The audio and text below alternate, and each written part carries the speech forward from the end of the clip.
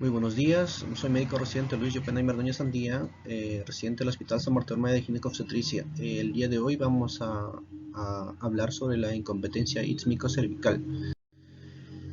Dentro de la historia nosotros podemos ver que en el año de 1658 Collie Cooper ya nos daba, ¿no?, una idea de lo que nosotros podríamos tener a futuro, ¿no?, que lo relataban como tan flojos que no puede contener a la semilla. En los años 1950 Palmer y Lancome lo consideraban como un síndrome, ¿no?, que no podía contener el embrión dentro de la cavidad uterina. En el 1955 Shiroka plantea técnicas que pueden mejorar esa patología. En el 1965 Benson ya nos da una idea de un abordaje abdominal para mantener esta patología, y en los años 70-80 ya se introduce la ecografía como técnica rutina para nosotros poder generar un cambio y una innovación en esta patología. Posteriormente, los estudios que nos refieren a las distintas sociedades, por ejemplo la COG, lo define, ¿no?, como la incapacidad del cuello uterino para retener un embarazo en ausencia de signos y síntomas como contracciones clínicas o un trabajo de parto per se, o ambos a partir del segundo trimestre de gestacional. La sociedad canadiense nos dice la dilatación y acortamiento del cuello cervical menor a las 37 semanas sin ausencia de trabajo de parto, y se asocia a dilatación sin dolor en el segundo trimestre o a principios del tercer trimestre. La otra sociedad nos dice que no, que es un diagnóstico clínico impreciso en el que el cuello uterino es incapaz de permanecer cerrado durante el embarazo. Y la sociedad de México lo define como la incapacidad del cuello uterino para retener un embarazo intrauterino hasta el término del mismo o la viabilidad del feto. Eh, Dentro de la epidemiología nosotros podemos ver que la incidencia es menor a 1% de la población obstétrica, va a aumentar del 3 al 4% en mujeres con factores de riesgo, y aumenta hasta un 8% en mujeres que hayan tenido pérdidas recurrentes de la gestación. El impacto que se genera a nivel mundial es por la prematuridad, ¿no? Nosotros podemos ver que el gasto que se genera también, y el gasto per se que se va a generar mientras menor edad gestacional sea, mayor va a ser la necesidad de que este prematuro va a necesitar de cuidados intensivos, y el gasto que se genera con esta patología.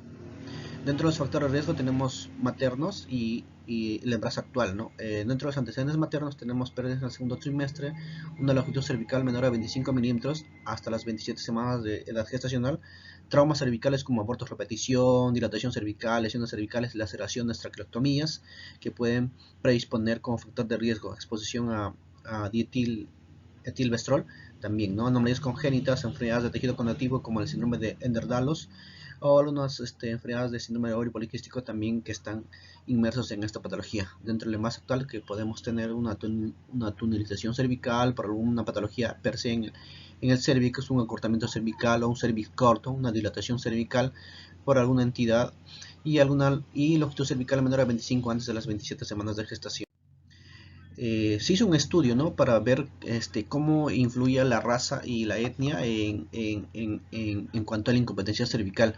Se hizo en California un estudio corto retrospectivo en el año 2012 con 34.173 mujeres, donde el resultado primario de la incompetencia cervical y los resultados secundarios fue la muerte fetal y el parto pretérmino e ingreso a uno de los cuidados intensivos, donde nos demuestran que la patología es muy prevalente en la raza étnica, ¿no?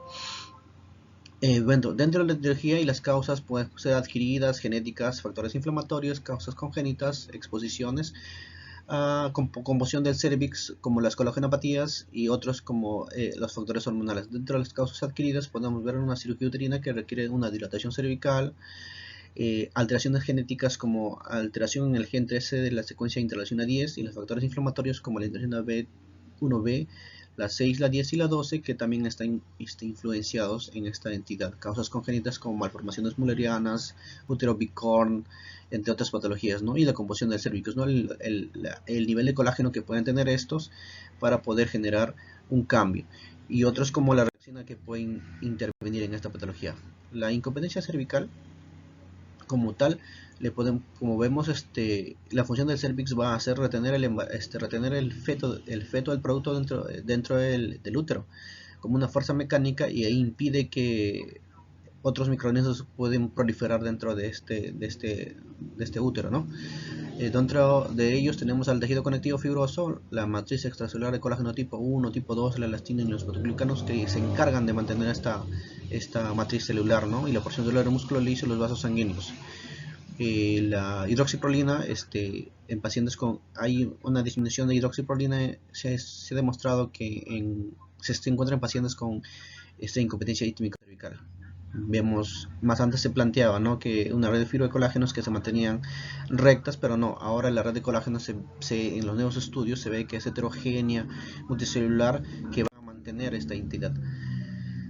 La medida normal del cervix es de 3 a 4 centímetros, que va a estar mantenido por el colágeno como fuerza tensil, y la longitud va a reducirse progresivamente mientras aumenta la edad gestacional. Nosotros vemos que a la semana 12 de edad gestacional la elongación va a diferenciar las estructuras, ¿no? A partir de las 20 semanas ya podemos ver que hay un segmento uterino superior y otro segmento uterino inferior.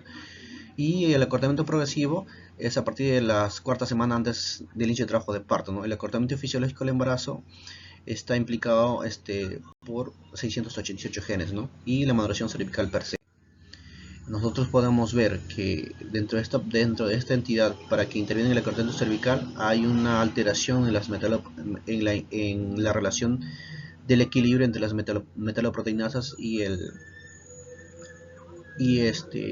los factores que intervienen en este proceso, ¿no? El ácido hialurónico va a permitir la maduración cervical. Esto va a disminuir la progesterona y por lo tanto las metaloproteinasas van a incrementar, alterando en el equilibrio. Estas en un inicio van a haber reblandecimiento, maduración, acortamiento marcado, dilatación activa y recuperación después del parto, lo que genera acortamiento cervical y cambios en la modificación cervical. La maduración cervical en pretérmino requiere de la activación del sistema de complemento, del C3 específicamente. El parto pretérmino está mediado por macrófagos que estimulan la liberación de metaloproteinasas, y la maduración cervical a término está relacionada con la inhibición de niveles de progesterona. Por lo tanto, este proceso, que ocurre a través del mismo mecanismo, pero puede estar iniciado por diferentes estímulos. Hay un estudio que se hizo por guía ecográfica donde nosotros podemos determinar, ¿no?, si existen diferentes patrones de acortamiento cervical en embarazos gemelares y si tales patrones están relacionados o no con el riesgo de parto pretérmino. Este estudio se hizo en el 2012 hasta el 2014, un estudio retrospectivo en 441 mujeres, donde se hizo 2.826 mediciones cervicales de longitudes cérvicas. Estas mediciones eran seriadas de 2 a 3 veces por semana a partir de la semana número 14 y 18 de edad gestacional hasta la semana número 28 y 32 semanas, donde los patrones que se encontraron de manera ecográfica son el patrón 1, que es un cuello uterino estable, el patrón 2, que es un acortamiento temprano y rápido, y el patrón 3, que es un acortamiento tardío, y finalmente tenemos al acortamiento temprano, una meseta. En este estudio el resultado, la tasa de parto pretérmino antes de las 34 semanas fue en el patrón 2, donde tenía un acortamiento rápido. El parto pretérmino menor a 34 semanas fue mayor en el patrón 2 con un 44.4%, en el patrón 3 en un 20%, y en el patrón 4 hasta 14%, y en el patrón 1 hasta 11.7%, con un intervalo de confianza de 0.001. Bueno, el cuadro clínico de estas pacientes está caracterizado por una sensación de pesadez pélvica, un sangrado transvaginal escaso, una dilatación cervical que no está asociada a contracciones, un acortamiento progresivo del cervix, no hay contracciones, y la presencia o no de membranas rotas puede estar no dentro de esta entidad. Es un reto muy amplio para el diagnóstico terapéutico del personal entrenado, ¿no? El diagnóstico, no existe un estándar de oro para la medición el diagnóstico de incompetencia cervical. A partir de este diagnóstico se basa en la exclusión de otras causas de parto pretérmino. La ecografía transvaginal se ha utilizado cada vez más como método demostrable, válido y reproducible para la evaluación cervical. El ancho del canal cervical se puede hacer por un histerosalpingograma. La sonda Foley insulado a través del orificio cervical no ha tenido muy buena demostración, y la inserción de electrodos de Hegar tampoco, y el balón intracervical tampoco. Ninguno de estos va a cumplir criterios requeridos como prueba diagnóstico de incompetencia cervical.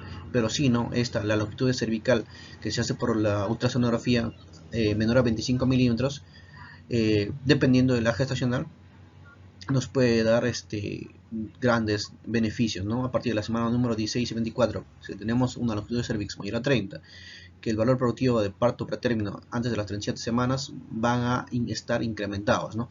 Mientras haya disminución menor a 1 centímetro de esta longitud cervical, el riesgo de parto pretérmino aumenta hasta el 6%. Nosotros podemos ver que la ecografía tiene que tener criterios y características ya establecidas para nosotros definir, ¿no?, cómo se hace esta ecografía. La ecografía transvaginal, la vejiga debe estar vacua, el campo de visión debe estar optimizado hasta un 70%, el ancho posterior del cuello debe ser igual que el anterior, ¿no? El OSI debe estar visible, el OC debe estar también visible, tanto el canal cervical es visible en toda su totalidad, los calipers están colocados correctamente y se informa la medición de cervix, la más corta, en 3 mediciones de manera consecutiva. Las recomendaciones que se da dentro de las distintas sociedades puede ser que la longitud de cervix en un brazo único más antecedente de parto pretérmino entre la semana 1, 16 y 24. No en mujeres con cerclaje o embarazos múltiples o placenta previa. No se recomienda la longitud de cervix de rutina en mujeres con bajo riesgo, ¿no?, que ya no tengan muchos factores de riesgo. No hay consenso sobre el método, sobre el momento óptimo, ¿no?, o la frecuencia de las evaluaciones. No hay datos suficientes para recomendar que este estudio sea en gemelares, ¿no? La longitud de cervix en brazos gemelares de rutina ahí es menor a 25 minutos, siendo el punto de corte a partir del segundo trimestre. No hay evidencia suficiente que esta longitud de cervix en el resto de poblaciones, ¿no?